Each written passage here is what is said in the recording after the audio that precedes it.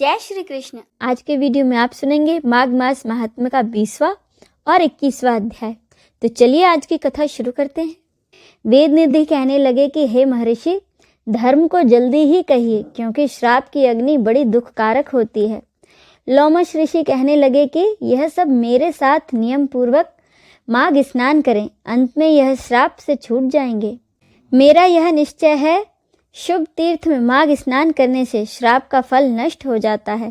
7 जन्मों के पाप तथा इस जन्म के पाप माघ तीर्थ में स्नान करने से नष्ट हो जाते हैं। इस अच्छोद सरोवर में स्नान करने से अवश्य ही इन सबको मोक्ष की प्राप्ति होगी। राजसूय यज्ञ और अश्वमेध यज्ञ से भी अधिक फल माघ मास स्नान से होता है। इसीलिए संपूर्ण पापों का सहज में ही नाश करने वाला माघ स्नान क्यों न किया जाए। लोमश ऋषि कहने लगे कि पूर्व काल में अवंती देश में वीरसेन नाम का राजा था। उसने नर्मदा के किनारे राजसूय यज्ञ किया और अश्वमेध यज्ञ भी किए, जिनके खंभे सोने के बनाए गए। ब्राह्मणों को अन्न का बहुत सा दान दिया गया और बहुत सी गाय, सुंदर वस्त्र और सोने के आभूषण दान में दिए। वह देवताओं का भक्त और दान करने वाला था। भद्रक नाम का एक ब्राह्मण, जो अत्यंत मूर्ख, कुलहीन, कृषि कार्य करने वाला, दुराचारी तथा अधर्मी था, वह भाई बंधुओं का त्यागा हुआ इधर उधर घूमता हुआ देव यात्रियों के साथ प्रयाग में आया और माघ में उनके साथ 3 दिन तक उसने स्नान किया। वह 3 दिन में निष्पाप हो गया और अपने घर चला गया। वह ब्राह्मण और राजा दोनों एक ही दिन मृत्यु को प्राप्त हुए। मैंने इन दोनों को बराबर इंद्रलोक में देखा। तेज, रूप, बल, स्त्री, वस्त्र और आभूषणों में दोनों समान थे। ऐसा देखकर उसके महात्म्य को क्या कहा जाए। राजसूय यज्ञ करने वाला स्वर्ग का सुख भोगकर फिर भी जन्म लेता है, परंतु संगम में स्नान करने वाला जन्म मरण से रहित हो जाता है। गंगा और यमुना के संगम की हवा के स्पर्श मात्र से ही बहुत से दुख नष्ट हो जाते हैं। अधिक क्या कहें, और किसी भी तीर्थ में किए गए पाप माघ मास में प्रयाग में स्नान करने से नष्ट हो जाते हैं। मैं पिशाच मोचन नाम का एक पुराना इतिहास सुनाता हूँ। इस इतिहास को यह कन्याएं और तुम्हारा पुत्र भी सुने, इससे उनको स्मृति प्राप्त होगी। पुराने समय में देवदिति नाम का बड़ा गंभीर और वेदों का पारंगत एक वैष्णव ब्राह्मण था। उसने पिशाच को निर्मुक्त किया था।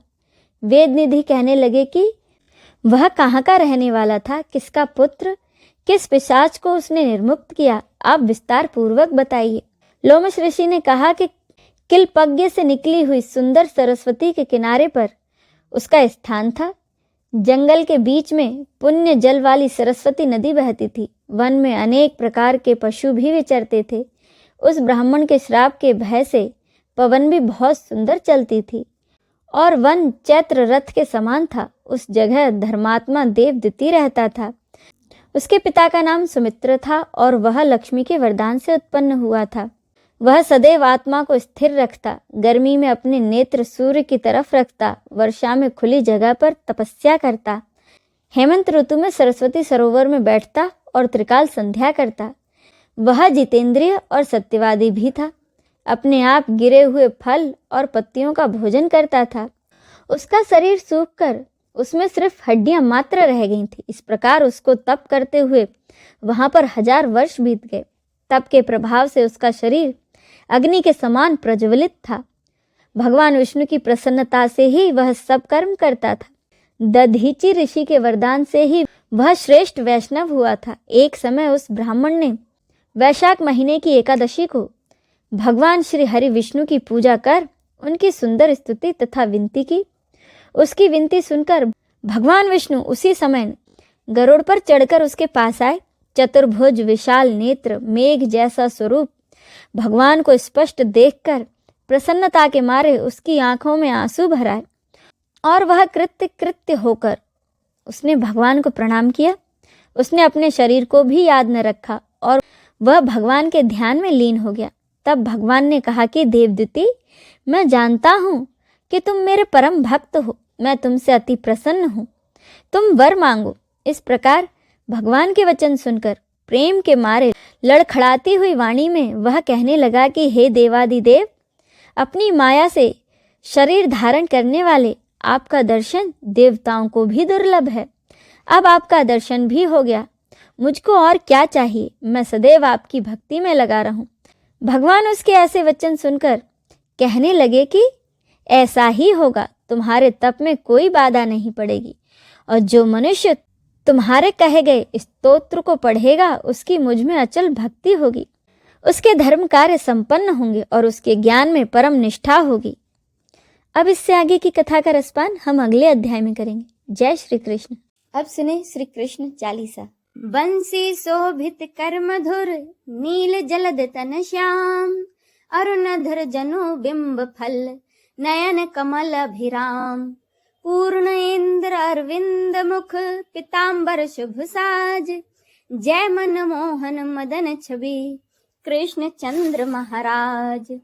जय यदुनंदन जय जगवंदन, जय वसुदेव देवकी नंदन, जय यशोदा सुत नंद दुलारे, जय प्रभु भक्तन के द्रग तारे, जय नट नागर नागन थैया, कृष्ण कन्हैया धेनु चरैया, पुनि नख पर प्रभु गिरिवर धारो, आओ दीनन कष्ट निवारो, वंशी मधुर अधर धरि टेरो, होवे पूर्ण विनय यह मेरो, आओ हरि पुनि माखन चाखो, आज लाज भारत की राखो, गोल कपोल चिबुक अरुणारे, मृद मुस्कान मोहिनी डारे, राजित राजीव नयन विशाला, मोर मुकुट बैजंती माला, कुंडल श्रवण पीत पट आछे, कटी किंकणी काछ निकाछे, नील जलज सुंदर तन सोहे, छबि लखि सुर नर मुनि मन मोहे, मस्तक तिलक अलक घुंघराले, आओ कृष्ण बांसुरी वाले,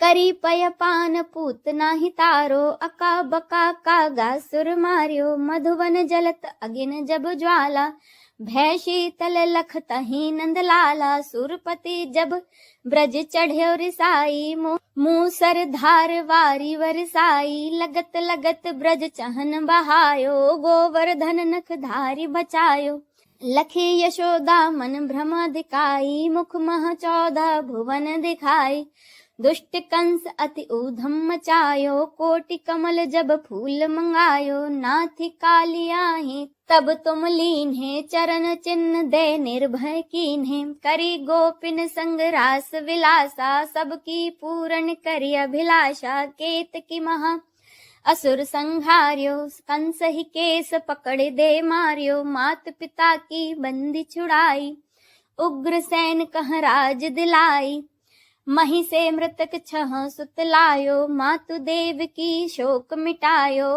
भौमा सुर मुर दैत्य संहारी, लाए 10 सहस कुमारी, दे भीम ही तृण चीर सहारा, जरा सिंधु राक्षस कह मारा, असुर बकासुर आदिक मार्यो, भक्तन के तब कष्ट निवार्यो, दीन सुदामा के दुख टार्यो, तंदुल 3 मुठ मुख डार्यो, प्रेम के साग विदुर घर मांगे, दुर्योधन के मेवा त्यागे, लखी प्रेम की महिमा भारी, ऐसे श्याम दीन हितकारी, भारत के पारथ रथ हाके, लिए चक्र कर नहीं बल थाके, निज गीता के ज्ञान सुनाए, भक्तन हृदय सुधा बरसाए, मीरा थी ऐसी मत वाली, विष पी गई बजा कर ताली, राजा भेजा सांप पिटारी, शालिग्राम बने बनवारी, निज माया तुम विदहि दिखायो, उरते संशय सकल मिटायो, तब सत निंदा करी तत्काला,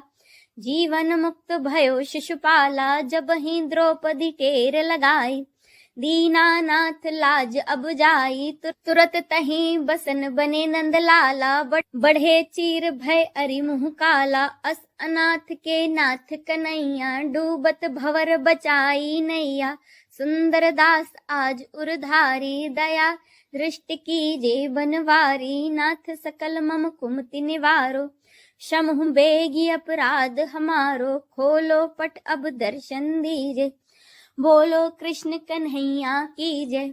यह चालीसा कृष्ण का पाठ करे उरिधारी, अष्ट सिद्धि नवनिधि फल, लहे पदारथ चारी। बोलो श्री कृष्ण की जय। आइए अब हम सब मिलकर श्री कृष्ण की आरती करें। आरती कुंज बिहारी की, श्री गिरधर कृष्ण मुरारी की। आरती कुंज बिहारी की, श्री गिरधर कृष्ण मुरारी की।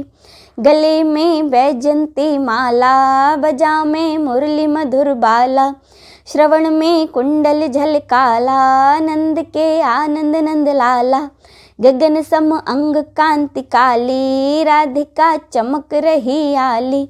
लतन में ठाड़े बनमाली, भ्रमर से अलक कस्तूरी तिलक। चंद्र से झलक ललित छवि श्यामा प्यारी की, श्री गिरधर कृष्ण मुरारी की।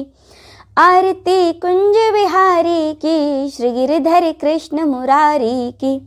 कनक में मोर मुकुट बिल से, देवता दर्शन को तरसे। गगन सौ सुमन राशि बरसे, बजे मुरचंग मधुर मृदंग। ग्वालिनी संग अतुल रति गोप कुमारी की, श्री गिरधर कृष्ण मुरारी की। आरती कुंज बिहारी की, श्री गिरधर कृष्ण मुरारी की। जहाँ ते प्रकट भई गंगा, सकल मल हारिण श्री गंगा। स्मरण ते होत मोह भंगा, बसी शिव शीश जटा के बीच। हरे अघ कीच चरण छवि श्री बनवारी की, श्री गिरधर कृष्ण मुरारी की। आरती कुंज बिहारी की, श्री गिरधर कृष्ण मुरारी की।